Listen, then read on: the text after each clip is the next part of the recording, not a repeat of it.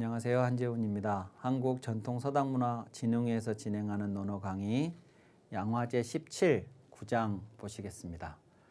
자왈 소자는 하막학부시오. 시는 가이흥이며 가이관이며 가이군이며 가이원이며 이지사부며 원지사군이요 다식어 조수초목지 명이니라 이랬습니다. 선생님께서 말씀하셨습니다. 소자는 하막학부시오 이랬습니다. 소자 이 표현은 공자가 제자들을 지칭할 때 너희들 이렇게 지칭할 때에 부르는 호칭입니다. 그래서 소자 그러면 자식이 아버지에게 부모에게 소자 이렇게 얘기하는 것은 뭐 사극 같은 데서도 보셨을 텐데 꼭 아버지에게만 부모에게만 소자라는 호칭을 사용하는 게 아니라 이렇게 스승이 제자들을 부를 때 혹은 제자가 스승에게 자신을 칭할 때 또 소자라는 말을 쓴다 하는 겁니다. 그래서 조선시대의 그 선비들의 글들을 보면 이제 뭐 자신이 모시고 공부했던 진짜 스승님, 선생님에게 소자라는 호칭을 쓰는 것은 뭐 너무나 당연한 것이고 심지어 이제 자기가 직접 배우지는 않았더라도 간접적으로라도 배울 만한 그런 어른들에게 이제 편지를 쓴다. 그럴 때에도 소자라는 호칭을 쓰고 뭐 그렇게 했습니다. 여기서는 이제 제자들을 지칭하는 거고요. 하막학부시오 그랬습니다. 어째서 왜 저 시를 배우지 않느냐 이랬습니다. 왜 시를 배우지 않느냐라고 했는데 이때 이 시는 시경을 말합니다. 그러니까 시경, 서경, 역경. 요 역경은 주역이죠. 그럴 적에 우리가 이것을 삼경 그러죠. 삼경. 사서 삼경 할 때 삼경이라고 경이라고 하는데 요 경자는 나중에 우리가 저것을 그렇게 존경해서 높여서 이 고전들에 대해서 이 경이라는 그 타이틀을 부여한 것이고 원 이름은 시서역입니다. 그냥 우리가 시경이라고 부르는 책의 원 이름은 시예요. 그냥 서경이라고 부르는 책들은 책은 서고 주역 역경이라고 부르는 책은 역입니다. 그냥 그래서 시서역이 삼경 이것을 이제 우리가 높여서 경자를 붙여서 우리가 삼경이라고 경이라고 시경이라고 서경 역경이라고 이제 부르는 거지 사실은 그냥 시서역이 원 이름입니다. 그래서 여기서 시 이렇게 했는데 이것은 시경을 말하는 거예요. 왜 시경을 배우지들 않느냐 그거예요. 제자들한테 시경을 배우라는 얘기죠. 시경을 왜 배워야 하느냐 그러면 그것에 대해서 공자가 이렇게 얘기합니다. 시는 가이흥이며 가이관이며 가이군이며 가이원이며 이랬죠. 가이흥, 가이관, 가이군, 가이원 이랬어요. 이때 이 가이라는 거는 뭐냐? 이것을 통해서 이걸 가지고 그 다음에 나오는 이것이 가능하다 그거예요. 그러니까 여기는 지금 시는 그랬으니까 이 자는 시를 받는 거죠. 이 시경을 통해서 이것을 하는 것이 가능하고 이 시경을 통해서 이걸 하는 게 가능하고 이 시경을 통해서 군이 가능하고 원이 가능하다 그런 겁니다. 그럼 흥은 뭐냐? 이제 이런 것들이 사실은 제일 힘듭니다.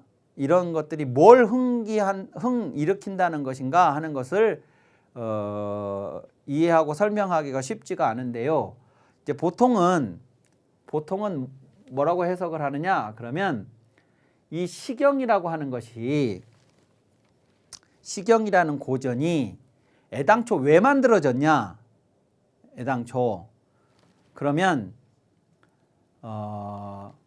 나라에서 나라에서 그것이 제후 나라 단위든 천자 단위든 간에 이 나라에서 백성들을 다스리는데 이 백성들이 지금 현재 이 나라에서 하는 정치에 대해서 또는 자신들이 살아가는 지금 이 시대에 대해서 이 세상에 대해서 어떻게 느끼는지를 알고 싶었어요. 지금 같으면 이제 여론조사를 할 거 아니에요? 여론조사를 하는데 그 여론조사가 없었을 당시에는 알고는 싶은데 어떻게 해야만 백성들이 지금 이 정치 현실에 대해서 혹은 자신들이 살아가는 이 시대 상황에 대해서 세상에 대해서 어떻게 느끼는지를 알 수 있을까 하다가 이 사람들이 이제 찾아낸 게 뭐냐 그러면 이 백성들 사이에서 불리는 노래를 채집을 하자고 했습니다. 왜 그러냐 그러면 우리도 가만히 생각해 보면 우리가 노래를 부를 때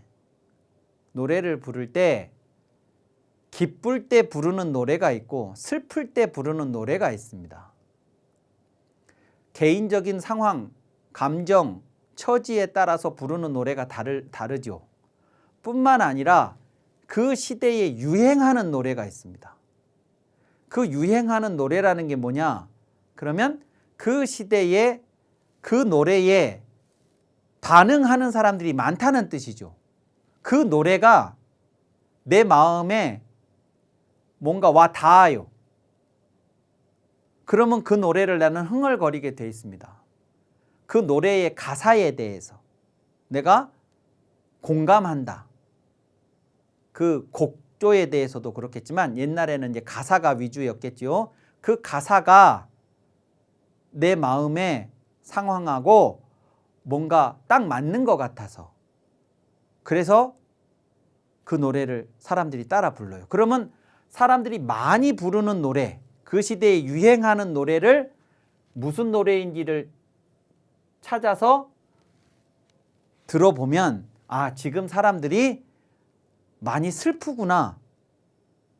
혹은 지금 사람들이 현재의 삶에 만족하고 있구나. 뭐 이런 것들을 알 수가 있는 것이죠. 그래서 이 시라고 하는 것이 마치 뭐하고 같은 거냐면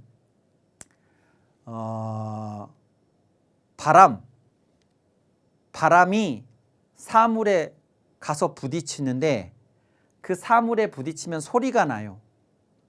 그 소리가 나는 것이 그 소리를 듣는 사람한테 또 영향을 줘요. 이거랑 비슷하다고 생각했어요. 어떤 상황이 어떤 시인의 가슴 속에 가서 부딪혀요. 그러면 시인이 그 상황에 대해서 뭐라고 노래를 해요. 그 노래를 하는 것을 사람들이 따라 불러요. 그것이 시예요.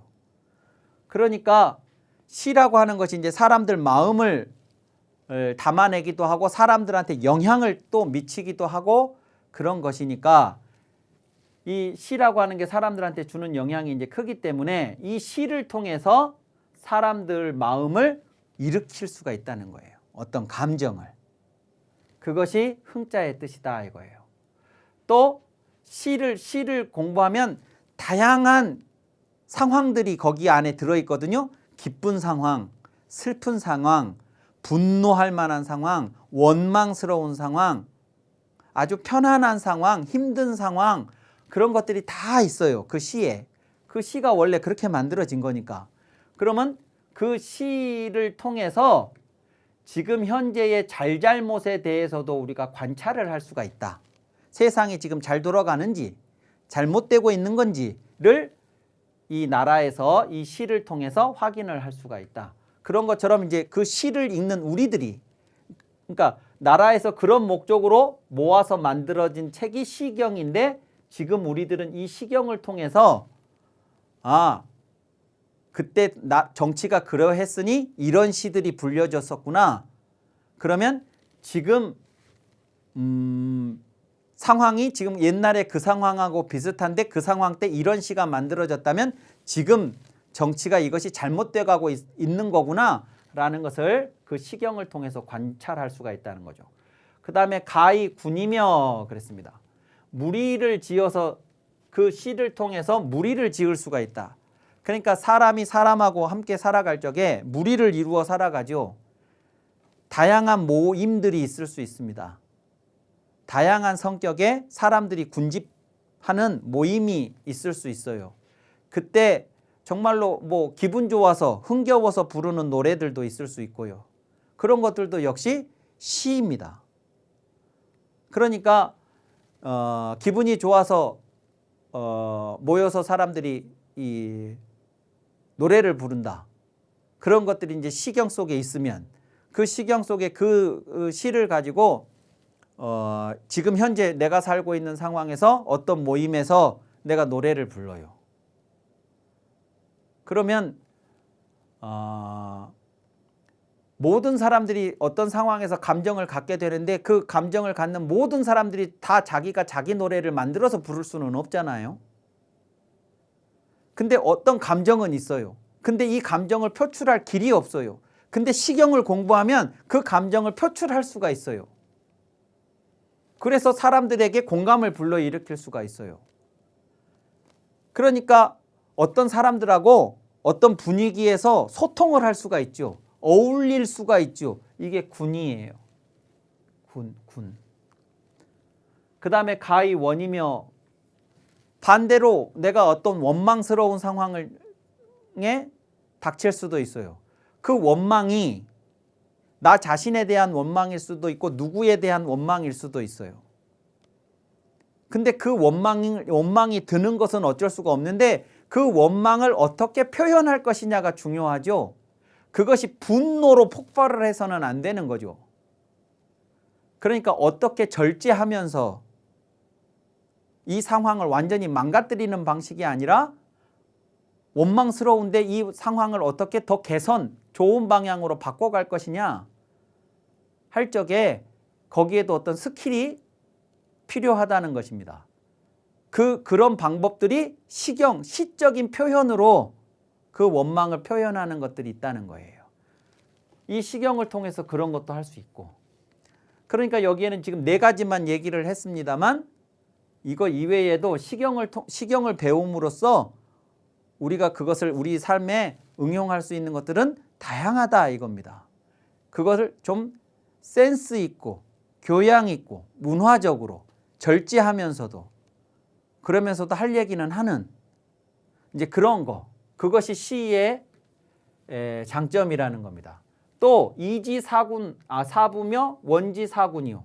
가깝게는 아버지를 섬기고 멀리는 임금을 섬기고 내가 아버지를 섬기는데도 어떻게 아버지를 섬길 건지 임금을 섬기는데도 어떻게 임금을 섬길 건지 그런 문학작품인 시경을 통해서 다양한 것들을 볼 수 있다는 겁니다. 아주 인간적인 것들을.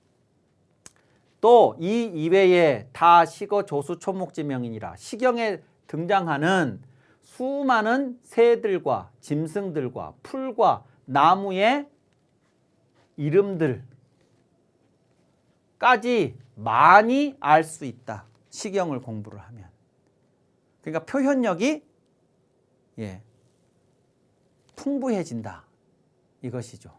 그러니까 인간을 살아가는 데 있어서의 그 교양적이고 문화적인 그런 그 소양을 기르는 이제 그런 것뿐만 아니라 실질적으로 표현을 할 적에 사용할 수 있는 다양한 그 지식들을 이 시경을 공부함으로써 배울 수 있다는 것입니다. 이것은 마지막 이야기는 그러니까 시경을 배우는 부가적인 효과. 시경을 배우는 근본적인 목적은 요 앞에 이야기한 것들이고 요 뒤에 것은 저런 것 이외에도 부가적으로 이런 것도 효과로 얻을 수 있다. 그런데 왜 너희들은 시경을 배우지들을 않느냐라고 공자가 얘기하고 있는 장면입니다. 자, 10장 보시죠. 이것도 이제 9장하고도 그 시경 얘기를 했던 9장하고도 연결이 되는 거라고 볼 수도 있겠는데요. 자위 백어왈 선생님께서 어느 날 백어에게 백어가 이름이 이고 잉어 이자 이고 성이 공씨예요. 공자의 아들이죠. 앞에서 여러 번 나왔었습니다. 선생님께서 아들 백어에게 이렇게 말씀하셨다. 여위 주남 소남의호와 인이 불이 주남 소남이면 기유 정 장면이 이비하여 인저 그랬습니다. 역시 너 2인칭 너는 주남 소남을 하였느냐 그런데 이 할위자는 뒤에 어떤 목적어가 나오느냐에 따라서 적절하게 해석을 동사로서 해석을 해야 된다고 그랬습니다. 요게 주남 소남을 하였느냐 그랬는데 이 주남 소남이 조금 전에 말했던 시경의 맨 앞에 있는 편 이름들입니다. 주남 소남이 시경에는 크게 풍 그 다음에 송 이렇게 세 개의 장르가 있습니다. 이 세 개의 장르 중에 요 풍, 맨 앞에 나와 있는 풍이 제후국들의 노래를 민요를 모아서 엮은 건데 그래서 그게 제후국들의 것이라고 그래서 국풍이라고 얘기를 해요. 국풍. 이 국자가 제후국이죠. 근데 그 국풍에 등장하는 나라가 15개가 있어요. 그래서 15국풍이라고 해요. 그 15국풍 중에 제일 첫 번째 국풍, 두 번째 국풍이 주남, 소남입니다. 그래서 시경의 맨 앞에 있는 편들인데 이 주남, 소남을 하였느냐 그랬으니까 요 할위자는 이 주남, 소남이라는 목적어를 감안했을 때 배웠느냐 이렇게 해석을 하게 되는 거죠. 주남과 소남 편을 배웠느냐 인이 불이 주남, 소남이면 사람이 만일 요 이자는 요 이면이라는 토가 나오게 되는 가정의 이자입니다. 가정을 할 때 사용하는 사람이 만약에 주남 소남을 배우지 않으면 기유 정 장면이 입야여인저 그것은 마치 이런 것과 같다.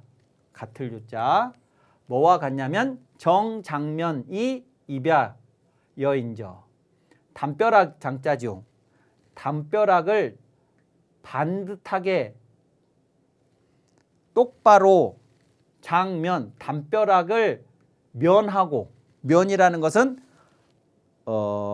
이렇게 정면으로 마주하고 담벼락을 마주하고 서 있는 것과 같다. 담벼락을 마주하고 서 있는 것과 같다. 그러면 아무것도 못 보는 거죠. 담벼락을 하고 서 있는다는 것은 아무것도 못 보는 것입니다. 그러니까 세상 물정을 모르는 거예요. 어떻게 말을 해야 되는지, 어떻게 처신해야 되는지 등에 대해서. 사람이 주남, 소남을 배우지 않으면 담장을 정면으로 마주하고 서 있는 것과 같다. 그러니 주남, 소남을 꼭 배우도록 해라. 이런 이야기였습니다. 지난번에 앞에서 진강이라는 사람이 백어에게 공자 아들 백어에게 혹시 다른 제자들한테 해주지 않는 말씀을 별도로 들은 것이 있느냐고 백어에게 물었던 적이 있었죠. 그때 백어가 어느 날 아버지 공자가 뜰에 서 계시는데 혼자 계셨는데 그 앞을 이렇게 이제 빠른 걸음으로 지나가니까 불러 세우시더니 시를 배웠느냐 또는 그 다음에 또 언젠가는 예를 배웠느냐라고 하면서 두 번 시를 배워야 하고 예를 배워야 한다고 말했던 적이 있었던 그 이야기 한 게 있었습니다. 예, 그때 공자가 백어한테 시를 배우라고 얘기를 했다는 이제 백어의 이야기가 있었는데 공자가 여기서 지금 백어에게 주남 소남을 공부를 하라고 이렇게 지금 얘기를 하고 있는데 이것이 그때 백어가 얘기하는 그 장면일 수도 있고요. 아니면 그때하고는 별도의 또 다른 언젠가 시경을 배우라고도 했고 이렇게 주남 소남을 콕 집어서 시경 중에서도 주남 소남을 콕 집어서 그것을 배워야 한다고 지금 얘기를 하고 있는 장면일 수도 있고 그렇습니다. 자, 11장 보시죠. 자왈 예운이나 옥백 운호제야. 아군 아군이나 종고 운호제야. 그랬습니다. 예운 예운이나 예에 대해서 말하고 예에 대해서 말하지만 그것이 옥백을 말하는 것이겠느냐. 아군 아군이나 종고 운호제야. 음악에 대해서 말하고 음악에 대해서 말하지만 그것이 종과 북을 말하는 것이겠느냐. 이렇게 했습니다. 여기에 이제 핵심은 예하고 악이죠. 예하고 악입니다. 예하고 악인데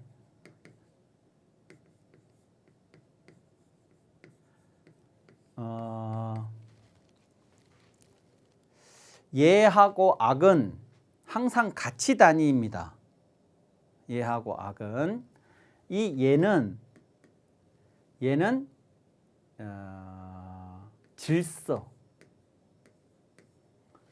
질서입니다. 질서. 그러니까 얘가 지향하는 게 뭐냐면 질서입니다. 악이 지향하는 건 뭐냐면 조화입니다. 조화로움. 그래서 얘는 항상 뭔가를 구분을 합니다.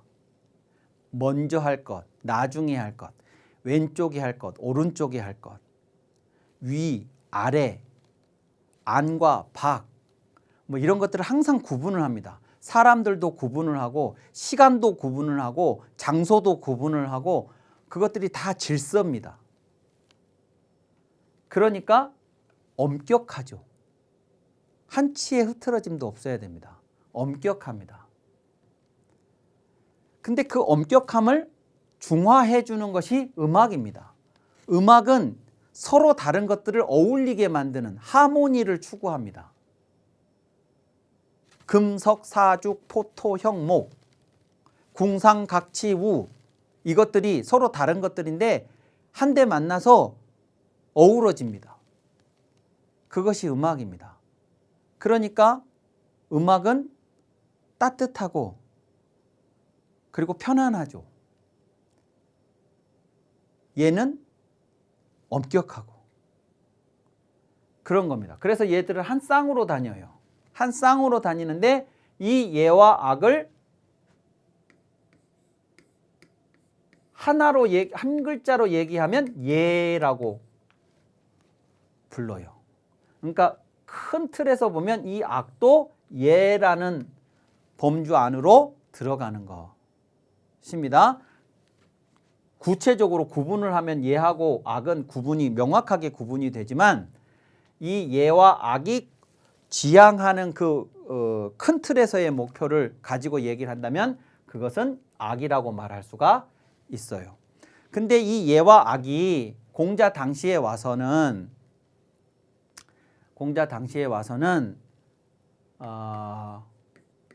본질하고 형식이 원래는 예와 악 속에 같이 들어있는 거거든요. 그러니까 내가 누군가를 사랑한다.